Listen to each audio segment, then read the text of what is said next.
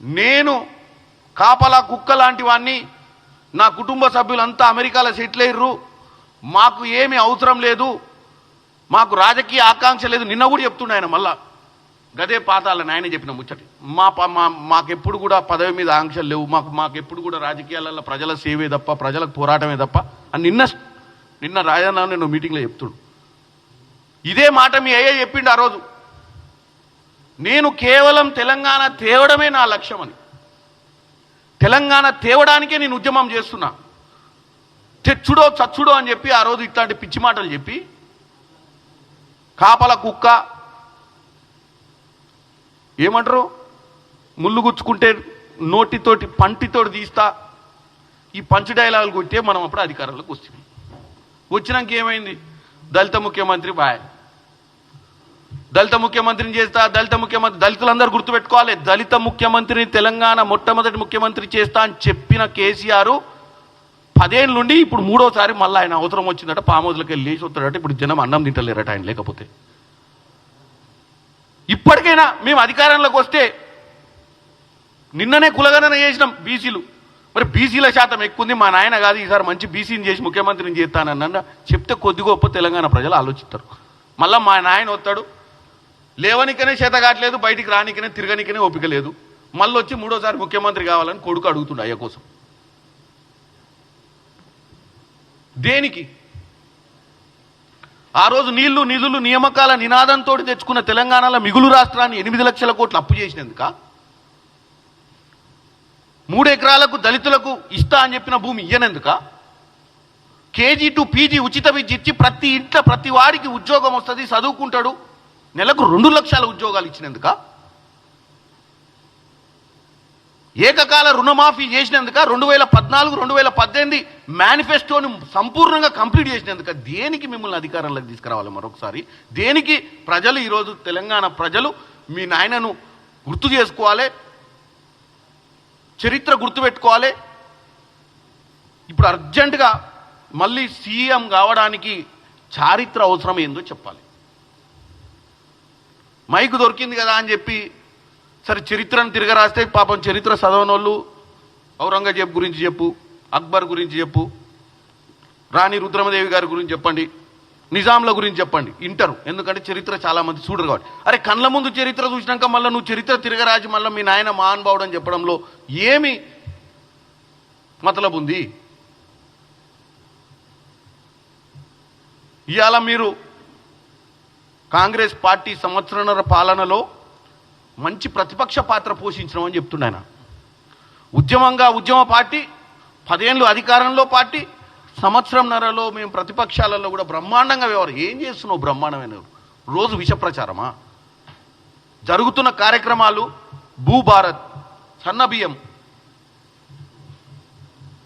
ఇట్లాంటి మంచి చారిత్రమ integrated schools మీరు కేజీ టు పీజీ చేయండి. మేము ఈరోజు 200 కోట్లు ప్రతి నియోజకవర్గానికి పెట్టి కేజీ టు పీజీ స్కూల్ చేస్తే వీటిలలో పాల్గొనండి. వాటిని మీరు ఎట్లా చేయలేకపోయారు, మీరు దోసుకొని పోయారు. మేము ఏదో చేస్తున్న దాంట్లో ఏమైనా చిన్న తప్పులు ఉంటే కరెక్ట్ చేయండి. మీరు ఏకకాల రుణమాఫీ ఏ రోజు చేయకుండా 21,000 కోటి, సరే దాంట్లో కొద్దిగా కొంతమందికి అందలేదు అనేది నేను కూడా ఒప్పుకుంటున్నా. అవన్నీ కూడా మేము సరిదిద్ది ఇస్తామని చెప్తున్నాం. ఈరోజు మీరు చేయండి, మేము చేసినందుక? మా పాలన గురించి మాట్లాడి విసుగెత్తుతలేదా మీకు? రోజు అబద్ధాలు మాట్లాడాలన్నా ఓపిక ఉండాల్సిన అవసరం ఉంది. రోజు అబద్ధాలు మాట్లాడాలి. ఒకరోజు మాట్లాడవచ్చు ఏదైనా రాజకీయ అవసరాల కోసమో రాజకీయ లబ్ధి కోసమో, కానీ రోజా? పొద్దున్న లేస్తే ఒకటే లైను, ఏ పేపర్ చదివినా కాంగ్రెస్లో ఏ పథకం అందుతలేదు, కాంగ్రెస్కి ప్రజలు ఓటేసి బాధపడుతురు, ఏ సన్నబియ్యం దీన్ని బాధపడుతుర్రా? మరి మీరు 10 ఏళ్ళు ఉన్నప్పుడు ఈ బుద్ధి ఎందుకు లేదు ప్రజల మీద? వాళ్ళకు ఇంత సన్నబియ్యం పెట్టి వాళ్ళు మంచిగా బువ్వ తినేటట్టు చేయాలన్న ఉపాయం ఎందుకు రాలేదా నీకు? ఆ రోజు మిగులు రాష్ట్రమే కదా, ఈరోజు అప్పుల రాష్ట్రంలో రేవంత్ రెడ్డి గారు సర్కారు ఈ పథకం తీసుకొచ్చింది. దండిగా పైసలు ఉన్నప్పుడు ఏం బీకిరు మీరు? దండిగా పైసలు ఉంటే కమిషన్ల కోసం కాళేశ్వరం కట్టుకుంటారు. పోనీ కట్టిరు కాళేశ్వరం వల్ల లక్షల కొద్ది ఎకరాలకు నీళ్ళు పారుతున్నాయి, బ్రహ్మాండంగా ఉందంటే అది కూడా ఒప్పుకుందాం. దేనికి కట్టిరు కాళేశ్వరము? ఇంట్లో పండుకొని గీతలు గీసినావు, ఇంజనీర్లను పట్టించుకోలేదు. దానికి మంచి అజిటేటర్, మంచి అడ్మినిస్ట్రేటర్ అంట ఇంగ్లీష్లో. అడ్మినిస్ట్రేటర్ అంటే ఇంట్లో కూర్చొని ఇంజనీర్లు చెప్పింది కాదని అక్కడ సాయిల్ రిపోర్ట్ తీసుకోకుండా, ఫౌండేషన్స్ గురించి చర్చ పెట్టకుండా ఎక్స్పర్ట్ ఇంజనీర్స్ తోటి, ఇదే అడ్మినిస్ట్రేటర్ అంటే? ఏం కేటీఆర్ గారు, అడ్మినిస్ట్రేటర్ ఏందో నువ్వు ఇంగ్లీష్లో తెలుగులో చెప్పాలి. మరి 10 ఏళ్ళు అడ్మినిస్ట్రేషన్ చేసి దరిద్ర పాలన ఎందుకు వచ్చేది? 7-8 వేల కోట్లు నెలకు మిత్తి కట్టాల్సిన దరిద్రం ఎందుకు వచ్చేది? పోనీ 8 లక్షల కోట్లు అప్పు చేసినాం, పెట్టుబడి పెట్టినాం ఈ రాష్ట్రానికంటే, మరి పెట్టుబడితోటి ఉద్యోగాలు అటుపోయినాయి. 8 లక్షల కోట్లు కంపెనీలు పెట్టుంటే, 8 లక్షలతోటి ఇన్ఫ్రాస్ట్రక్చర్ డెవలప్ చేసి ఉంటే, కాంగ్రెస్ పార్టీలో వచ్చింది ఇక్కడ హైదరాబాద్ మెట్రో తప్ప తర్వాత నీ 10 ఏళ్ళ హయాంలో 1 ఇంచు మెట్రో జరిగిందా? ఇవాళ నా భువనగిరి పార్లమెంట్ ప్రజలకు అడుగుతున్నా నేను, వీళ్ళు 10 ఏళ్ళు పాలించి ఇవాళ సిగ్గుశరం లేకుండా మాట్లాడుతున్నారు. భువనగిరి నుంచి హైదరాబాద్కి రావాలంటే రైళ్లు లేవు, పొద్దున ఒక రైలు ఉంది ఉద్యోగానికి రావాలంటే. ఇవాళ వీళ్ళు పిచ్చి మాటలు మాట్లాడతారు. భువనగిరిలో ఇవాళ వాస్తవంగా భువనగిరి కూడా హైదరాబాదే. నువ్వు లండన్లో న్యూయార్క్ అంటావు, ఈస్టాన్బుల్ అంటావు, మీ అయ్యే చెప్పిన కథలు. అది లండన్ ఈస్టాన్బుల్ అయితే భువనగిరి అంత దూరం ఉంటే 15-20 నిమిషాలల్లా వాడు లండన్ సెంట్రల్కి వస్తాడు, ఉద్యోగం చేసుకొని సాయంత్రం పోయి ఊర్లో ఉంటాడు. మరి వాడు ఉపాధి ఇలా కాకపోయిందా? ఇలా పెట్టుబడి తక్కువ పెట్టుబడితో అమ్మా నాయనతో ఊళ్ళోనే ఉండి ఊళ్ళో పంట పండించుకోనో, లేకపోతే ఊళ్ళో ఏదో వ్యాపారం చేసుకోనో, లేకపోతే వాళ్ళ అమ్మ నాయన ఆడు ఉంటే తక్కువ ఖర్చుతోటి ఇంటి రెంట్లు లేకుండా ఇలా భువనగిరి నుంచి హైదరాబాద్కి వచ్చి వెనక పోలేకపోయిందా? 8 లక్షల కోట్లతోటి, 1.5 కోట్లతోటి ఇలా RRR 1.5 కోట్లలోనే ఇవాళ మూసీ నది ప్రక్షాళన, 1.5 కోట్లలోనే రేడియల్ రోడ్స్, 1.5 కోట్లలోనే ఒక ఫ్యూచర్ సిటీ. ఇన్ని డెవలప్ చేస్తా అంటున్నటువంటి రేవంత్ రెడ్డి గారి సర్కార్ని నిందించి మీరు 8 లక్షల కోట్లతోటి కొత్త ఉద్యోగాలు తేలే, కొత్త రోడ్లేలే, కొత్త మెట్రో వేయలే. ఈ హైదరాబాద్ చుట్టుపక్కల 70 కిలోమీటర్ల వరకు ఉన్నటువంటి ఊర్లు అంటే మెదక్, రంగారెడ్డి జిల్లా, మహబూబ్ నగర్ జిల్లా, నల్గొండ జిల్లా, కరీంనగర్ జిల్లా అన్ని కనెక్ట్ అయ్యేటి కదా. ఇవాళ అందరు ఊర్లలో వండుకొని హైదరాబాద్కి వచ్చి మెట్రోలను అమెరికాల లెక్క జమ్మని స్పీడ్లో వచ్చి గంటల అరగంట చేపట్ల హ్యాబిట్స్ కాడ దిగేటోడు హ్యాబిట్స్, అమీర్పేట కాడ దిగేటోడు అమీర్పేటలో దిగి ఉద్యోగాలు చేసుకొని సాయంత్రం కల్లా 5ంటికి ఇంట్లో పడుతుంది. నువ్వు కంపెనీలు తెచ్చుంటే అందరికి ఉద్యోగాలు వచ్చాయి. ఏ ఇంట్లో కూడా ఈరోజు ఈ పథకాల కోసం నూరెప్పలిచ్చి కూర్చోవాల్సిన అవసరం ఉండకపోయేది. మీరు దౌర్భాగ్య పాలన, దౌర్భాగ్యం అంటే 1.5 కోట్లు పెట్టిన కాళేశ్వరం కుప్ప కూలిపోయి నీళ్లు లేక పైనుంచి వచ్చినటువంటి నీళ్లు ఎక్కడ ఆపుకుంటావు? పోనీ అదే చిత్తశుద్ధి నిజంగానే ఇరిగేషన్ మీద ఉంటే మరి దక్షిణ తెలంగాణను ఎందుకు విస్మరించినావు? 1,00,000 కోట్లు ఆడబెట్టినోని, 1,50,000 కోట్లు ఆడబెట్టినోని 5-10 వేల కోట్లు పెట్టి మిగతా ఇక్కడ కంప్లీట్ అయితే 5-6 లక్షల ఎకరాలు బారేది కదా. ఎందుకు? అవి కాంగ్రెస్ పార్టీ చేసినటువంటి ప్రాజెక్టులు. అవి కంప్లీట్ చేస్తే కాంగ్రెస్ పార్టీకి మంచి పేరు వస్తుంది. అవి చేయడం వల్ల ప్రజలకు మంచి అయితేంది, బొంగు అయితేంది. ప్రజలు ఏమన్నా మనకు పర్మనెంట్ అరవై, మన పేరు ఎప్పటికీ చరిత్రలు నిలబడాలని ఊహతోటి మీ నాయన చేసిన రాజకీయం ఇది. నిజంగానే ప్రజలకు చిత్తశుద్ధి, మీ పార్టీ గురించి గొప్పగా చెప్పుకుంటున్నాం, మీ పార్టీ గురించి ఇవాళ తెలంగాణ ప్రజలకు తెలవాలి. ఎందుకంటే ఈ కొత్త తరానికి మీరు పార్టీ పెట్టింది ఎలక్షన్లు, బై ఎలక్షన్లు, కమిషన్లు, కలెక్షన్లు, వీటి కోసం పెట్టిరు. ఏ రోజు మీకు చిత్తశుద్ధి లేదు తెలంగాణ తీసుకురావాలని. మీ నాయన గుండె మీద చేసుకొని చెప్పమను. అక్కడ మంత్రి పదవి ఇవ్వకపోతే చంద్రబాబు నాయుడు గారు వచ్చి ఇక్కడ దుకాణం పెట్టి దండుకుందామని వచ్చిరు. మీరు కమిషన్లు దండుకుందామని ఏ రోజన్నా మీరు బై ఎలక్షన్ల మీదే చూపించిన చిత్తశుద్ధి మీరు ఏడ చూపించారు? ఆ రోజు 2004లో కాంగ్రెస్ పార్టీ పుణ్యాన, ఆ రోజు మీరు కాంగ్రెస్ పార్టీ మీకు అలయన్స్ ఇస్తే కాంగ్రెస్ పార్టీ పుణ్యాన నువ్వు సెంట్రల్ మినిస్టర్ అయినావు. నీ అల్లుడు రబ్బర్ చెప్పులు హరీషు ఎమ్మెల్యే కాకుండా మంత్రి అయిండు. ఈరోజు కాంగ్రెస్ పార్టీ పనికిరాదు, కాంగ్రెస్ పార్టీకి అడ్మినిస్ట్రేషన్ రాదు, మీ నాయనకి అడ్మినిస్ట్రేషన్ వస్తుంది. మీ నాయన మంత్రి పదవి కోసం ఆ రోజు తెలుగుదేశం పార్టీలకు వెళ్ళి బయటకు వచ్చిన విషయాన్ని తెలంగాణ ప్రజలు గుర్తుపెట్టుకోవాలి. వాళ్ళ నాయన ఏమి బాపు కాదు, పిత కాదు. ఇక మళ్ళీ ఎందుకు పీత ఆయన అని అందరికీ తెలుసు. కాకపోతే వీళ్ళు దాన్ని ఎట్లా పోర్ట్రే చేస్తున్నారు అంటే అసలు ఈ భారతదేశంలోనే గాంధీ గారు, నెహ్రూ గారు, పటేల్ గారు, తర్వాత అక్కడ సౌత్ ఆఫ్రికాల నెల్సన్ మండేలా గారు, ఇప్పుడు కేసీఆర్ గారు అన్నట్టు చెప్తున్నారు ఈ చరిత్రలో. రోజు చెప్పంగా సక్సెస్ అయిద్దని వాళ్ళ ఆలోచన. నిజంగానే అనుకుంటారని కేసీఆర్ గారిని కూడా నెల్సన్ మండేలా లెక్క, లేకపోతే గాంధీ గారి లెక్క ఊహించుకుంటారేమోనని.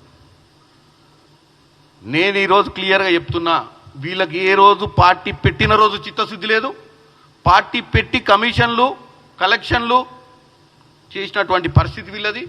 సోనియా గాంధీ గారు 2007 కరీంనగర్కి వచ్చినప్పుడు డెఫినెట్గా తెలంగాణ ఇచ్చి తీర్థం, నాకు నష్టం వచ్చినా కష్టం వచ్చినా నేను ఇచ్చిన మాట నిలబెట్టాలన్న ఉద్దేశంతో సోనియా గాంధీ గారు 32 మంది ఎంపీల సగంకి పైన ఒప్పుకోకున్నా ఇచ్చిన మాట నిలబెట్టుకోవడానికి తెలంగాణ రాష్ట్రాన్ని ఇచ్చింది.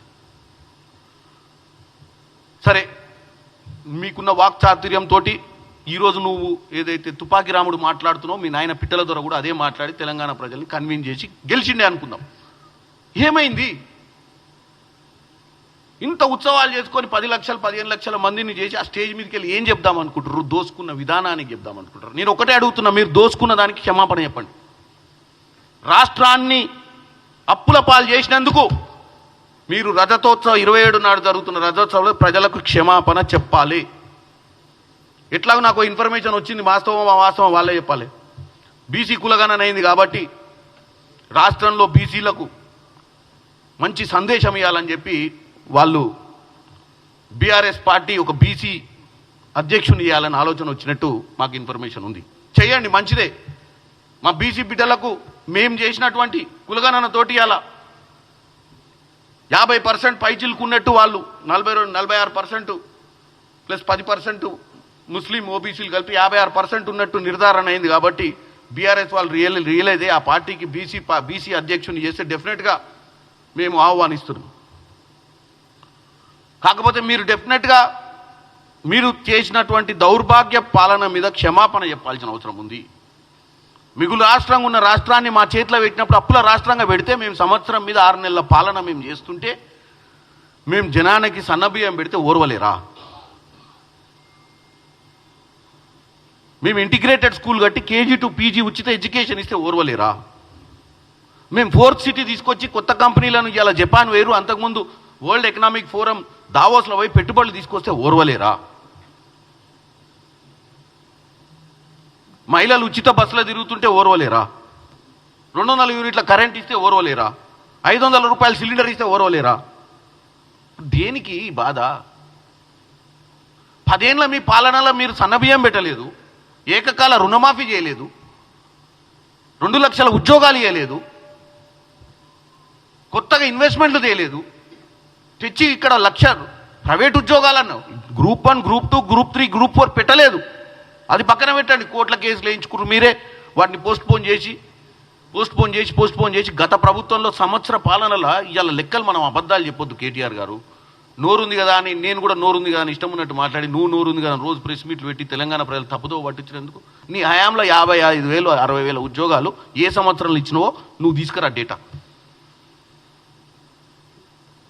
నీ హయాంలో ఎన్నిసార్లు నువ్వు డిఎస్సీ చేసినావో నువ్వు తీసుకురా డేటా. నీ 10 ఏళ్ళలో నువ్వు పీకంది మేము 10 నెలల్లో చేస్తే నువ్వు తట్టుకోలేకపోతే మొదటి సంవత్సరంలోనే ఏం చేయాలి చెప్పు? మరి ఎవరు దీనికి న్యాయ నిర్ణేతలు? ఎవరు? తెలంగాణ ప్రజలు. న్యాయ నిర్ణేతలు తెలంగాణ ప్రజలే. ఇంత దౌర్భాగ్యంగా రోజు కక్షగట్టి మరీ ప్రెస్ మీట్లు పెట్టి ఎక్కడ పడితే అక్కడ వేదికల మీద అడ్డగోలుగా మాట్లాడుతున్న వారికి ఎవరు బుద్ధి చెప్పాలి? మమ్మల్ని గెలిపించి ప్రజాపాలన తీసుకొచ్చిన ప్రజలే న్యాయ నిర్ణేతలు. చేసిండొచ్చు, నేనేమి ఈ సంవత్సరాల పాలన మేము బ్రహ్మాండంగా చేసిన ఒక్క తప్పు చేయకుండా చేసిండొచ్చు, కొన్ని మిస్టేక్స్ అయ్యిండొచ్చు, వాటిని కరెక్ట్ చేసుకుంటాం కదా. ప్రతిపక్ష పాత్రను కన్స్ట్రక్టివ్గా చేస్తే మా తప్పిదాలను ఏలెత్తి చూపించి మా తప్పిదాలు ఇది ఈ 100 మార్కులు కాదు కానీ 60% వేసాం, 40 తప్పిదాలు నేను చూపిస్తే తప్పులేదు. అసలే జీరో 21,000 కోటి ఏడికి పోయినాయి. మరి 24 లక్షల చిల్లర రైతులకు రుణమాఫీ జరిగిందని లెక్కలు చూపిస్తుంటే ఇంకా నువ్వు ఒక్క పథకం చేయకపోయా ఏడికి పోయినాయి మరి ఈ డబ్బంతా?